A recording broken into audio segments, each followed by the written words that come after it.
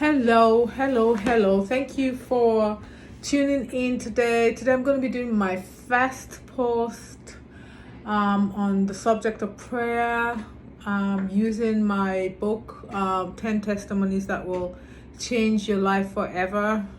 The link is somewhere on my page. I'm going to be using that as somewhat of a discussion guideline.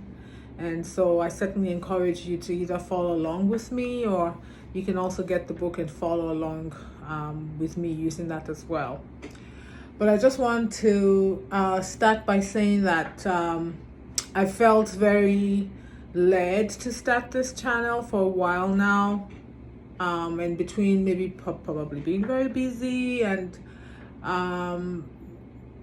maybe being challenged a little bit with, wondering how I would be able to get this off the ground and get a viewership. I've kind of delayed, but it just got to the time where I felt this was the right time to do it. So I do thank anyone who has tuned in today to listen, and I hope most importantly, that you will benefit in terms of improved prayer experience, improved results when praying, improved confidence as you pray by listening to this channel, as I also feel that I am still growing and will also benefit from doing this as well. So let's do this together, okay? All right. So for me, prayer started very young. As a Christian, my journey towards getting to know the Lord was kind of unique. If you read the book, you'll understand what I'm talking about. But I started praying very, very young, and I don't remember anyone really being a model for me with regards to my prayer life, except maybe my grandmother, who used to drag me along with her when she was going for her prayer ministry. And I think I remember at that time I was maybe as young as 4 or 5. And it was very it was very impactful, I think, having that experience of going for prayer meetings with my grandmother. But prayer started very young, and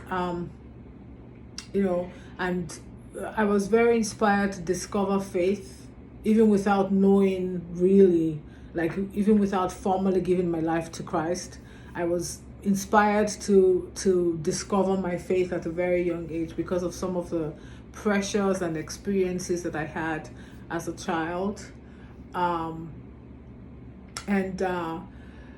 The moment that I made a choice to fully give my life to Christ was probably when I was about, I would say maybe 15 or 16. And it was just me reading a Christian tract and just kneeling down beside my bedside and just committing my life to Christ. And I remember specifically saying, if I give my life to you, I want to find peace, I want to find satisfaction, and I want to just experience your guidance, leadership, and prosperity throughout my life. And those were the things, the quests that led me to give my life to Jesus.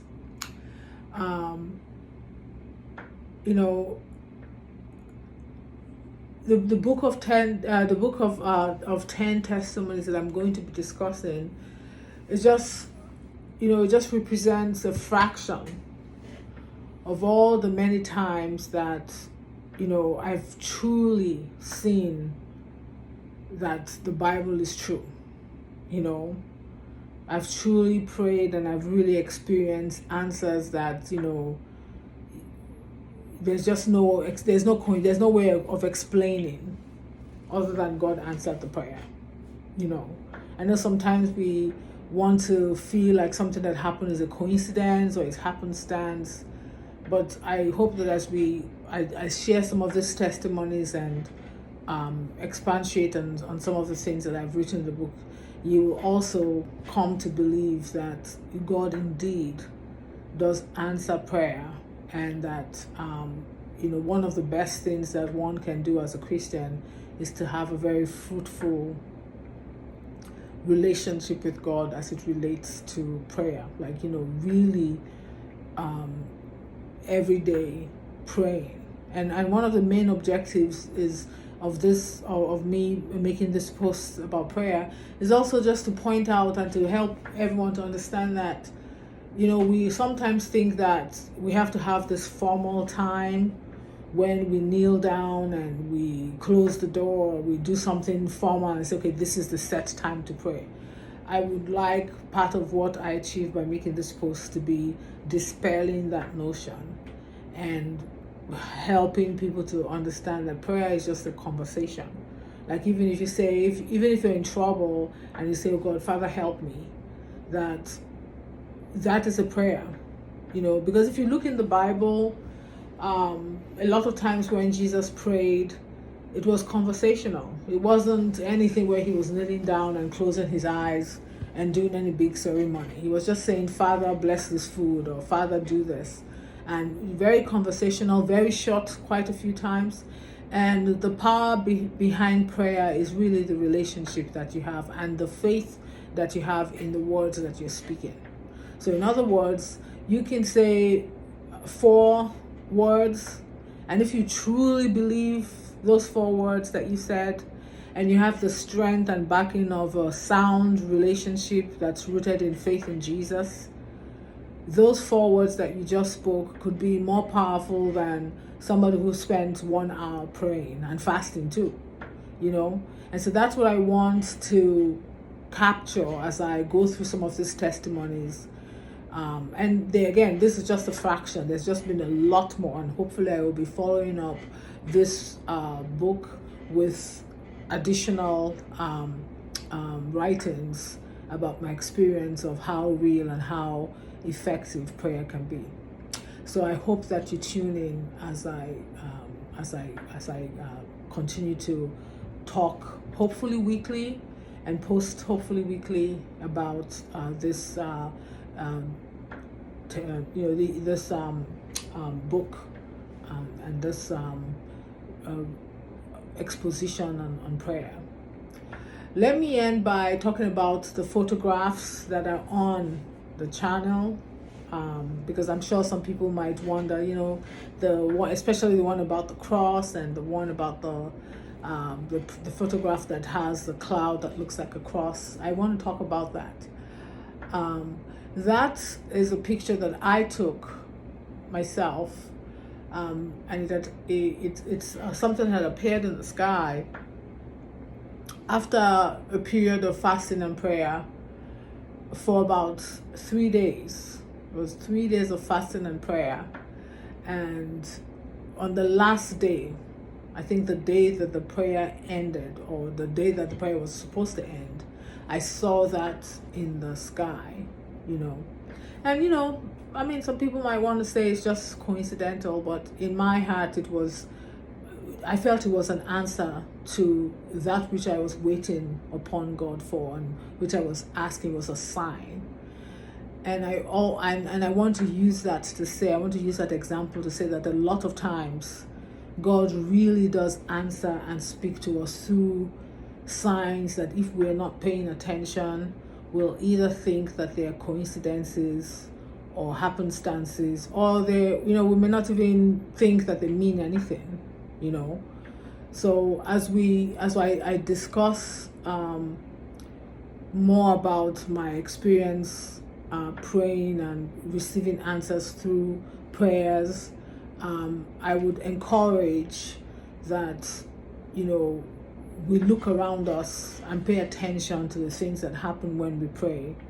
Because my belief and my experience is that there's really nothing that happens that is a coincidence in the life of a prayerful person, a prayerful Christian. There's really nothing that's happenstance. There's really nothing that's a coincidence, and that we just all need to get better at, really, when you're praying, expecting. So when you pray and you expect, then you're able to make better sense of the things that are happening, which, if you're not otherwise attentive, you would probably dismiss as being, inconsequential. So I just want to point that out. I prayed, I fasted for 3 days, and that sign that appeared in the sky was for me.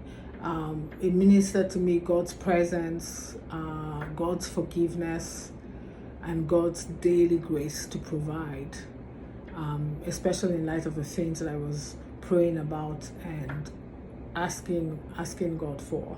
And I want and encourage you to look in your life when you're in a time of prayer, when you're asking God for guidance or for direction. Pay close attention to what's happening around you. Sometimes God speaks in a small voice. Sometimes he sends a sign. Sometimes he uses other people.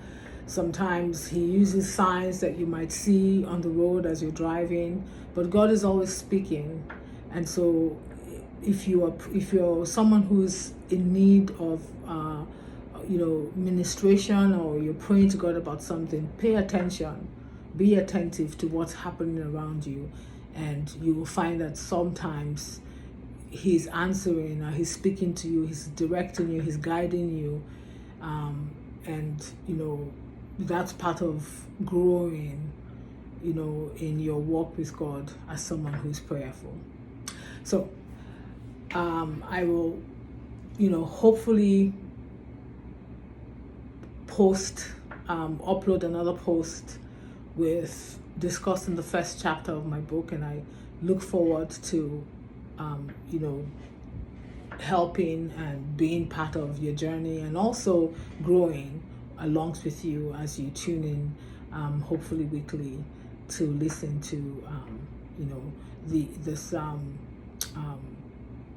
series on prayer. Thank you so much. Bye-bye.